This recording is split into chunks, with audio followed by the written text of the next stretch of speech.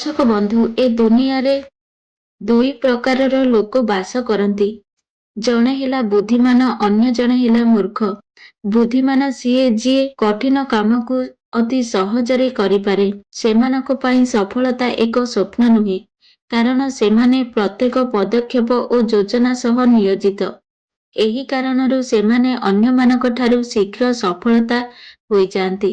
କିନ୍ତୁ ମୂର୍ଖ ଲୋକମାନେ ଏହାର ସମ୍ପୂର୍ଣ୍ଣ ବିପରୀତ। ଏମାନଙ୍କୁ ଛୋଟ ଛୋଟ ସଫଳତା ପାଇଁ ଅଧିକ ଗଧ ପରି ପରିଶ୍ରମ କରିବାକୁ ପଡ଼େ। ସେମାନେ ବହୁତ ପରିଶ୍ରମ କରନ୍ତି କିନ୍ତୁ ଫଳ ସେତେଟା ମିଳେ ନାହିଁ। କାରଣ ବୁଦ୍ଧି ବିନା ପରିଶ୍ରମ କେବଳ ଅନ୍ଧ ଦୌଡ଼ ହୋଇଥାଏ। ଆଚାର୍ଯ୍ୟ ଚାଣକ୍ୟ କହିଥିଲେ, ଜ୍ଞାନ ବିଜୟ ଆଡ଼କୁ ନେଇଥାଏ ଏବଂ ମୂର୍ଖତା ପରାଜୟ ଆଡ଼କୁ। ତେଣୁ ଦର୍ଶକ ବନ୍ଧୁ, ଆଜିର ଏହି ଭିଡିଓରେ ଜାଣିପାରିବେ ଜଣେ ବୁଦ୍ଧିମାନ ବ୍ୟକ୍ତିଙ୍କର 12ଟି ଲକ୍ଷଣ। ଯଦି ଆପଣଙ୍କ ମଧ୍ୟରେ ଏହି 12ଟି ଗୁଣ ମଧ୍ୟରୁ କମରେ 7ଟି ଥାଏ, ତେବେ ବିଶ୍ୱାସ କରନ୍ତୁ ଆପଣ ପହିଲାରୁ ବୁଦ୍ଧିମାନ ବ୍ୟକ୍ତି। ଏବଂ ଯଦି ନାହିଁ, ଚିନ୍ତା କରନ୍ତୁ ନାହିଁ, କାରଣ ଏହି ଭିଡିଓର ଶେଷରେ ଶିଖିପାରିବେ କିପରି ଆପଣ ମଧ୍ୟ ବୁଦ୍ଧିମାନ ବ୍ୟକ୍ତି ହୋଇପାରିବେ। ଥରେ ଗୋଟିଏ ପୁରୁଣା ଗୁରୁକୁଳରେ 4 ଜଣ ଶିକ୍ଷକ ଏକ ତୀବ୍ର ତର୍କ ବିତର୍କରେ ଲିପ୍ତ ହୋଇଥିଲେ। ବିଷୟ ଥିଲା କିଏ ଜ୍ଞାନୀ ବ୍ୟକ୍ତି, ତାଙ୍କର ଗୁଣ କ'ଣ ଏବଂ କେଉଁ ଅଭ୍ୟାସ ସେମାନଙ୍କୁ ଜ୍ଞାନୀ କରେ। ଅନେକ ସମୟ ଧରି ଚର୍ଚ୍ଚା ହେଲା କିନ୍ତୁ କୌଣସି ଉତ୍ତର ମିଳିଲା ନାହିଁ। ଶେଷରେ ସେମାନେ ଭାବିଲେ ଏହି ପ୍ରଶ୍ନର ଉତ୍ତର ଆମ ଶିକ୍ଷକ ଆଚାର୍ଯ୍ୟ ଚାଣକ୍ୟ ଛଡ଼ା କେହି ଦେଇପାରିବେ ନାହିଁ। ସେମାନେ ଗୁରୁଙ୍କ ପାଖକୁ ଗଲେ, ନମସ୍କାର କଲେ ଏବଂ ସମ୍ମାନର ସହିତ ନିଜର ସନ୍ଦେଶକୁ ପ୍ରକାଶ କଲେ। ଚାଣକ୍ୟ ହସିକି କହିଲେ, ପୁତ୍ରମାନେ, ମୁଁ ଆଜି ଜ୍ଞାନୀ ବ୍ୟକ୍ତିର 12ଟି ଗୁଣ କହିବି। ଏହି ଗୁଣକୁ ଆଧାର କରି ଜଣେ ବ୍ୟକ୍ତିକୁ ପ୍ରକୃତ ଜ୍ଞାନୀ ବୋଲି କୁହାଯାଏ। ଧ୍ୟାନ ଦେଇ ଶୁଣ। ଚାଣକ୍ୟ କହିଲେ, ପ୍ରଥମ ଲକ୍ଷଣ ହେଉଛି ଜଣେ ଜ୍ଞାନୀ ବ୍ୟକ୍ତି କେବେ ନିଜର ଚିନ୍ତାଧାରା ଓ ଗୁପ୍ତ କଥା ସମସ୍ତଙ୍କ ସହିତ ଆଲୋଚନା କରେନି। ସେ ଜାଣନ୍ତି ଆଜିର ବନ୍ଧୁ କାଲିର ଶତ୍ରୁ ହୋଇପାରେ ଏବଂ ଯଦି ଏହିପରି ହୁଏ ତେବେ ସେ ନିଜ ଶକ୍ତ ଆଘାତ ପାଇପାରେ। କିନ୍ତୁ ଜଣେ ମୂର୍ଖ ସେ ଚିନ୍ତା ନ କରି ସମସ୍ତଙ୍କୁ ବିଶ୍ୱାସ କରେ। ନିଜ ହୃଦୟର କଥା, ଘର କଥା, ଏପରି ନିଜର ଦୁଃଖକୁ ମଧ୍ୟ ଅନ୍ୟକୁ କହିଦିଏ। ଏହି ଲୋକ ଯେତେବେଳେ ସମୟ ଆସେ ସେହି ଗୁପ୍ତ କଥାକୁ ଅସ୍ତ୍ର ଭାବରେ ବ୍ୟବହାର କରି ତାକୁ ଆଘାତ କରେ। ତେଣୁ ଚାଣକ୍ୟ କହିଥିଲେ, ପୁତ୍ରମାନେ, ଯେତେ କମ୍ ଲୋକ ତୁମର ଦୁର୍ବଳତା ବିଷୟରେ ଜାଣନ୍ତି, ସେତେ ଅଧିକ ତୁମର ଜୀବନ ଶକ୍ତିଶାଳୀ ଓ ସୁରକ୍ଷିତ ହେବ। ନିଜର ଗୁପ୍ତତା ହିଁ ତୁମର ଶକ୍ତି ଏବଂ ଏହା ହିଁ ପ୍ରକୃତ ଜ୍ଞାନ। ଦ୍ୱିତୀୟ ଗୁଣ, ଜଣେ ଜ୍ଞାନୀ ବ୍ୟକ୍ତି ତାଙ୍କର କାମ ସମ୍ପୂର୍ଣ୍ଣ ନ ହେବା ପୂର୍ବରୁ ତାହା ପ୍ରକାଶ କରନ୍ତି ନାହିଁ। ସେ ଜାଣନ୍ତି ଅଧା କାମର କଥା ଯଦି ସମସ୍ତଙ୍କୁ ଜଣା ପଡ଼ିଯାଏ ତାହାର ଗୁରୁତ୍ୱ କମିଯାଏ ଏବଂ ଅନେକ ସମୟରେ ଶତ୍ରୁମାନେ ଏହି ସୂଚନାକୁ ଉପଯୋଗ କରି ସେଥିରେ ବାଧା ସୃଷ୍ଟି କରନ୍ତି। ସତ୍ୟ ଜ୍ଞାନୀ ନୀରବତାରେ ଯୋଜନା କରେ, ଶାନ୍ତ ଭାବରେ କାମ କରେ ଏବଂ ଯେତେବେଳେ ଫଳ ମିଳେ ସେଥିରେ ଗର୍ବର ସହିତ ଦୁନିଆକୁ ଦେଖାଏ। ଏହା ହେଉଛି ପ୍ରକୃତ ଜ୍ଞାନୀ। ଅନ୍ୟପଟେ ମୂର୍ଖମାନେ କାମ ଆରମ୍ଭ କରିବା ପୂର୍ବରୁ ସମସ୍ତଙ୍କୁ ସୂଚନା ଦେଇ ଘୋଷିତ କରନ୍ତି। ସେମାନେ ଭାବନ୍ତି ଯେ ଅଧିକ ଲୋକ ଜାଣିଲେ ଅଧିକ ପ୍ରଶଂସା ପାଇବେ। କିନ୍ତୁ ଏହି ମୂର୍ଖତା ତାଙ୍କୁ ବିପଦରେ ପକାଇ ଦିଏ। ଅନ୍ୟମାନେ ସେମାନଙ୍କର ପଥରେ ବାଧା ହୋଇଯାଆନ୍ତି, ଯୋଜନା ଭଙ୍ଗ କରନ୍ତି ଏବଂ ଶେଷରେ ତାଙ୍କୁ ଅନୁତାପ ହୁଏ। ଆଚାର୍ଯ୍ୟ ଚାଣକ୍ୟ ଶିଷ୍ୟମାନଙ୍କୁ ଉପଦେଶ ଦେଇଥିଲେ, ମନେ ରଖ, ଯିଏ ନିଜ କାମ ସମ୍ପୂର୍ଣ୍ଣ ପୂର୍ବରୁ ପ୍ରକାଶ କରେ ନାହିଁ ସେ ଅନ୍ୟମାନଙ୍କ ଠାରୁ ସୁରକ୍ଷିତ ରହେ। ଯେତେ କମ୍ ଲୋକ ତୁମର ପ୍ରୟାସ ବିଷୟରେ ଜାଣନ୍ତି ତୁମର ସଫଳତା ସେତେ ଶକ୍ତିଶାଳୀ ହୁଏ। ତେଣୁ ଜ୍ଞାନୀ ସିଏ ଯିଏ ନୀରବରେ କାମ କରେ ଏବଂ ଫଳ ଆସିଲେ ହିଁ ଦୁନିଆକୁ ଦେଖାଏ। ଏହା ହେଉଛି ସତ୍ୟ, ଶାନ୍ତି ଏବଂ ବିଚକ୍ଷଣ। ତୃତୀୟ ଗୁଣ, ଜଣେ ଜ୍ଞାନୀ ବ୍ୟକ୍ତି କେବେ କ୍ରୋଧରେ ହଠାତ୍ ନିଷ୍ପତ୍ତି ନିଏ ନାହିଁ। ସେ ଜାଣନ୍ତି ଯେ ଗୋଟିଏ ମୁହୂର୍ତ୍ତରେ କ୍ରୋଧ ସେମାନଙ୍କର ସମସ୍ତ ପରିଶ୍ରମକୁ ବିନାଶ କରିପାରେ। ଶାନ୍ତ ମନେ ଚିନ୍ତା କରି ଯେଉଁ ବ୍ୟକ୍ତି ନିଷ୍ପତ୍ତି ନେଇଥାଏ ସେ ସବୁବେଳେ ସଠିକ ରାସ୍ତା ଚୟନ କରେ। ଚାଣକ୍ୟ କହିଲେ, ଯେଉଁ ଲୋକ କ୍ରୋଧରେ କଥା କହନ୍ତି କିମ୍ବା ଅବିବେକୀ ଭାବରେ କାମ କରନ୍ତି ସେ ନିଜ ପାଇଁ ସମସ୍ୟା ସୃଷ୍ଟି କରେ। କିନ୍ତୁ ଯିଏ ଶାନ୍ତ ମନରେ ଚିନ୍ତା କରି କାମ କରେ ସେ ପ୍ରତ୍ୟେକ ସଙ୍କଟରୁ ଲାଭ ନେଇପାରେ।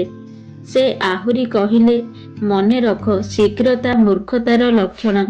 ଯିଏ ଅଧିକ ଭାବି କାମ କରେ ସେ ଶେଷରେ ଜିତିଥାଏ। ତାଙ୍କର ନିଷ୍ପତ୍ତି ସର୍ବଦା ଠିକ୍ ହୁଏ।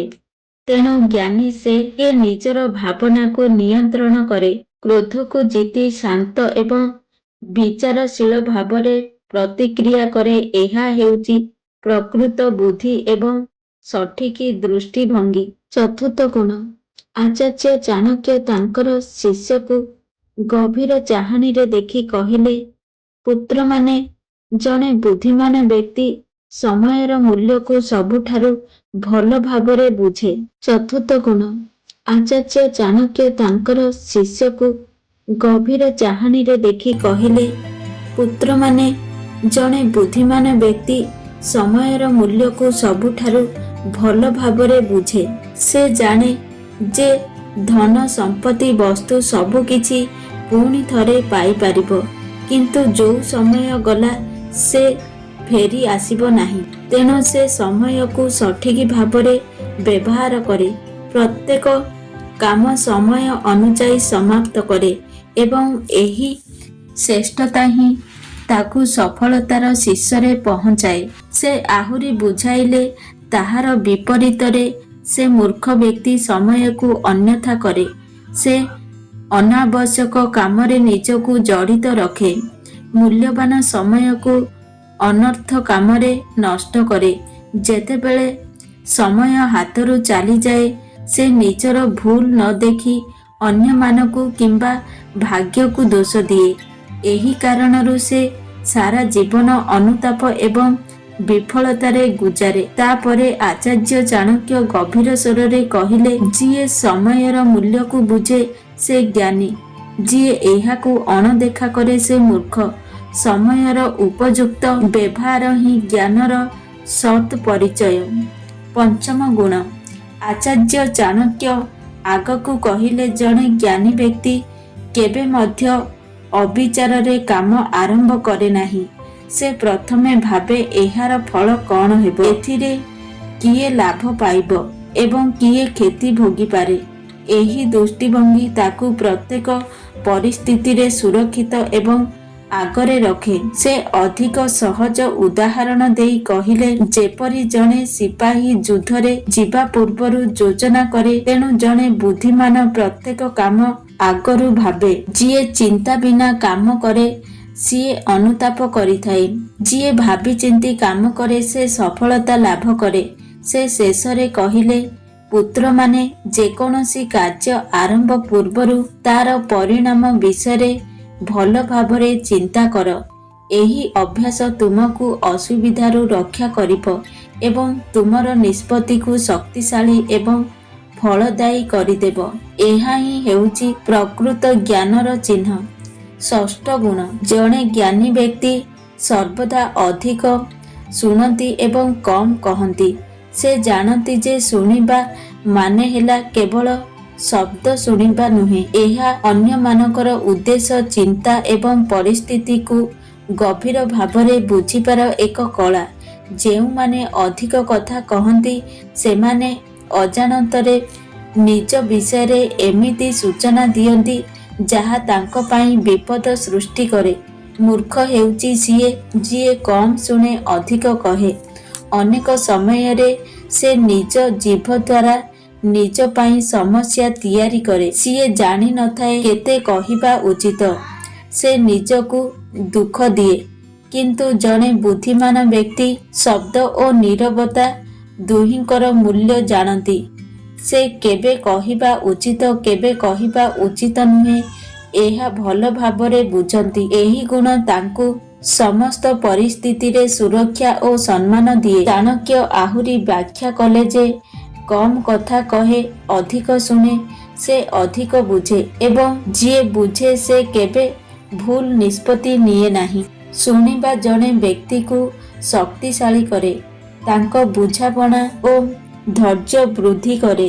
ଯେଉଁ ବ୍ୟକ୍ତି ସହଜରେ ଅଧିକ କହନ୍ତି ସେ ପ୍ରାୟତଃ ପ୍ରତାରଣା ଓ କ୍ଷତିର ଶିକାର ହୁଅନ୍ତି। ସପ୍ତମ ଗୁଣ, ଜଣେ ଜ୍ଞାନୀ ବ୍ୟକ୍ତି ନିଜ ଭୁଲକୁ ଲୁଚାନ୍ତି ନାହିଁ, ବରଂ ସେମାନେ ସେଗୁଡ଼ିକୁ ସ୍ୱୀକାର କରନ୍ତି ଏବଂ ସେଥିରୁ ଶିଖନ୍ତି। ସେ ଜାଣନ୍ତି ଯେ ଭୁଲ କରିବା ଦୋଷ ନୁହେଁ, ଦୋଷ ହେଉଛି ସେଥିରୁ କିଛି ଶିଖି ନ ପାରିବା। ଏହି ଗୁଣ ତାଙ୍କୁ ପ୍ରତ୍ୟେକ ସମସ୍ୟାରେ ଶକ୍ତିଶାଳୀ କରେ ଏବଂ ଆଗକୁ ବଢ଼ିବାର ମାର୍ଗ ଦିଏ। ଆଚାର୍ଯ୍ୟ ଚାଣକ୍ୟ ଶିଷ୍ୟମାନଙ୍କୁ ବୁଝାଇଲେ, ଯିଏ ନିଜର ଭୁଲ ସ୍ୱୀକାର କରେ ଏବଂ ତହିଁରୁ ଶିଖେ ସେ ପ୍ରକୃତ ଜ୍ଞାନୀ। କିନ୍ତୁ ଯିଏ ନିଜ ଦୋଷକୁ ଲୁଚାଇ ଅନ୍ୟମାନଙ୍କୁ ଦୋଷ ଦିଏ ସେ ନିଜ ଜୀବନକୁ ଅନ୍ଧକାରରେ ରଖେ। ସେ ଆହୁରି କହିଲେ ଯେ ଯେଉଁ ବ୍ୟକ୍ତି ନିଜ ଭୁଲ ସ୍ୱୀକାର କରେ ସେ ସମ୍ମାନ ଓ ବିଶ୍ୱାସ ପାଏ। ଯେଉଁ ବ୍ୟକ୍ତି ନିଜ ଭୁଲକୁ ଲୁଚାଇ ରଖେ ସେ ସଦା ବିପଦ ଓ ପ୍ରତାରଣାର ଶିକାର ହୁଏ। ଭୁଲ ସ୍ୱୀକାର କରି ଶିଖିବା ହେଉଛି ଜ୍ଞାନର ଅଂଶ। ଏହା ଜଣେ ବ୍ୟକ୍ତିକୁ ଶକ୍ତିଶାଳୀ, ବୁଦ୍ଧିମାନ କରେ। ଏହି ଗୁଣ ହେଉଛି ପ୍ରକୃତ ବୁଦ୍ଧି ଏବଂ ଆତ୍ମବିକାଶର ଚିହ୍ନ।